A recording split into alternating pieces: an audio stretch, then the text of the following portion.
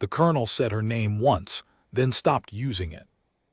He was 3 slides into the compound brief when she raised her hand with a question about the northern entry point, something about the angle on the stairwell, the way the overhead imagery showed a hard left choke she thought the stack would need to account for. It was a good question. I know that now. At the time I was watching the colonel's face, and what I saw there was not consideration. "Who's managing the equipment manifest?" he said. Nobody answered. The range hand.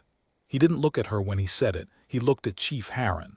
Supply chain, not a shooter. Get her a radio and put her on the manifest table. She didn't argue. She picked up her notebook, capped her pen, and walked to the corner of the briefing room where the manifest table was set up, a folding thing with a laminated sheet and a handset that hadn't been keyed in 40 minutes. She sat down. She put the notebook on the table. She did not look at the colonel. She did not look at any of us. I was the youngest man in that room by 4 years. I ran the signals console, which was 2 seats left of the manifest table, which meant I spent the next hour of the brief 12 feet from her and said nothing. Nobody did. When you are 26 and a specialist and a colonel has just decided something, you go back to your console. That is what you do. I went back to my console. The brief ran another 50 minutes. She sat at the manifest table the entire time and did not once look up from the laminated sheet.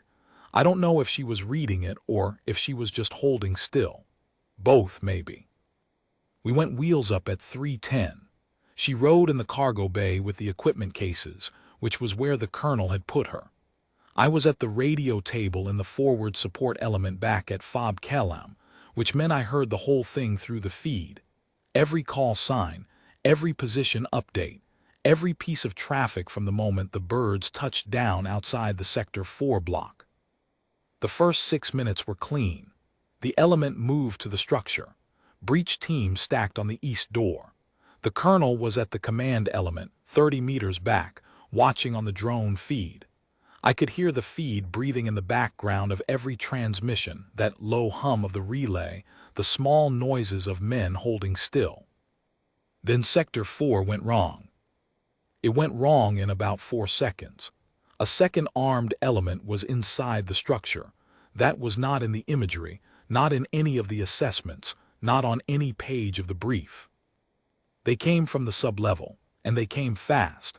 And in the space of those 4 seconds, Chief Harron was down with a round through his left shoulder, and Sergeant Polk had a door blown against him at the south breach and wasn't moving, and the 2 qualified shooters who had been stacked on the north room were pulled back to cover the command element because the armed element had split, and part of it was pushing toward the exterior. That left 2 rooms uncleared. Each one had armed personnel in it. Every qualified shooter in the element was either down, covering the exterior, or attending to Harron. I heard all of this through the feed. What I heard sounded like the mission ending badly. Then I heard a voice on the channel I wasn't expecting. "Moving to north room." 3 words, flat. No elevation in them, no urgency, no theater. Just a statement of fact about what was going to happen next. It took me a second to place it. It was her. The colonel heard it too. I could tell because the command element channel went quiet in a way that was different from tactical quiet. It was the quiet of a man trying to process what he'd just heard, while a drone feed showed him something he hadn't predicted. What the drone feed showed him, I found out later from Sergeant Wills, who had been on the exterior and watched the drone replay twice at the after-action. She moved along the interior wall of the ground floor with her rifle up and her back to the plaster, and she did not rush and she did not hesitate. She had picked up a rifle. Nobody had handed it to her. She had picked it up from the gear staging in the cargo bay before she exited the aircraft, because she had looked at the compound layout in the brief, and she had seen the stairwell angle, and she had done a calculation that nobody had asked her to do. The north room had 4 armed personnel. The door was a wood frame interior that opened inward. She did not stack on it. She came through it moving, and she solved it the way you solve a geometry problem, one corner, then the other, then the center, then the last position behind the door frame. 4 seconds. 4 people. The drone caught her coming back out the same door she'd gone through, checking her left, checking her right, keying her radio. North room clear, moving south. Wills said the colonel did not respond. He was watching the feed. His hand was on the radio and he did not key it. The south room was harder.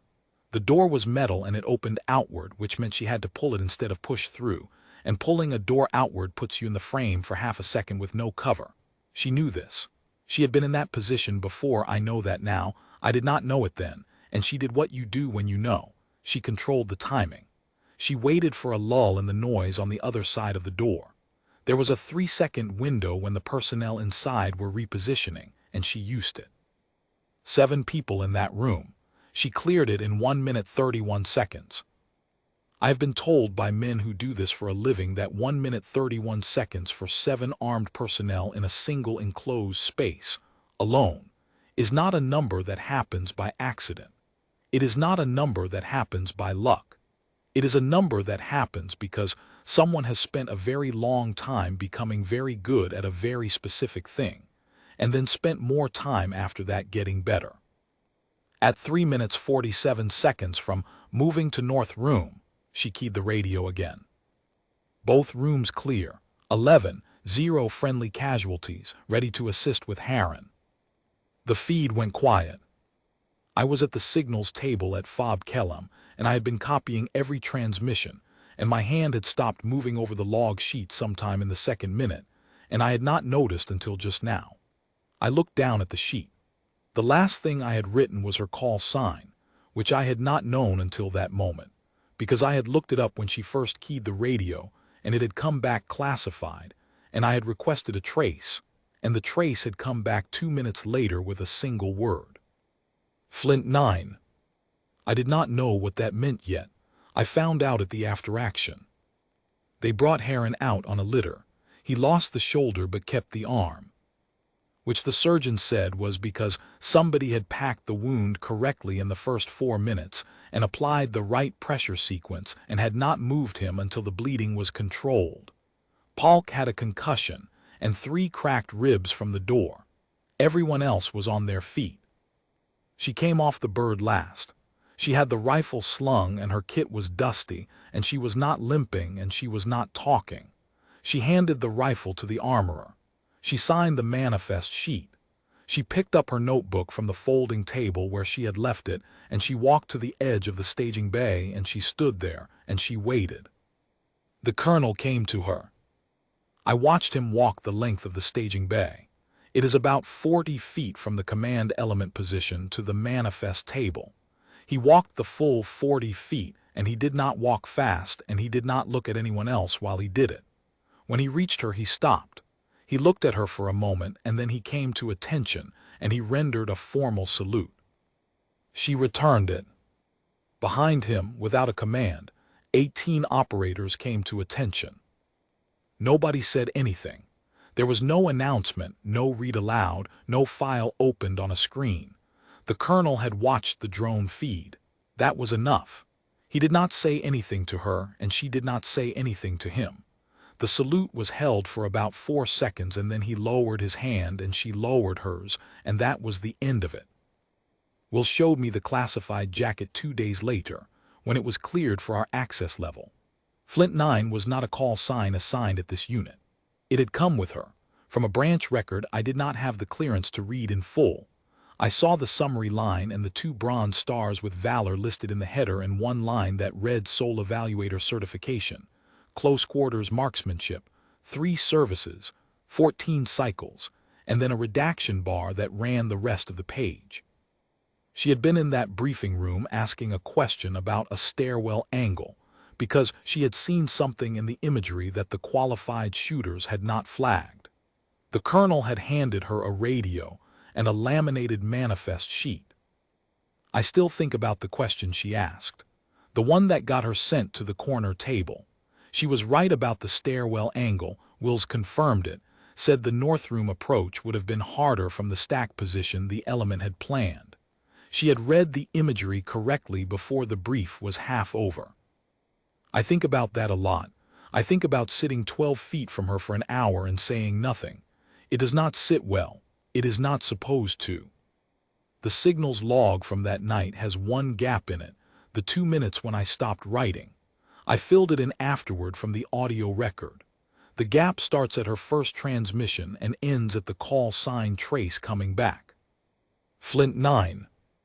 I write it at the top of every log sheet now, before the mission begins. Not as a reminder of her, exactly.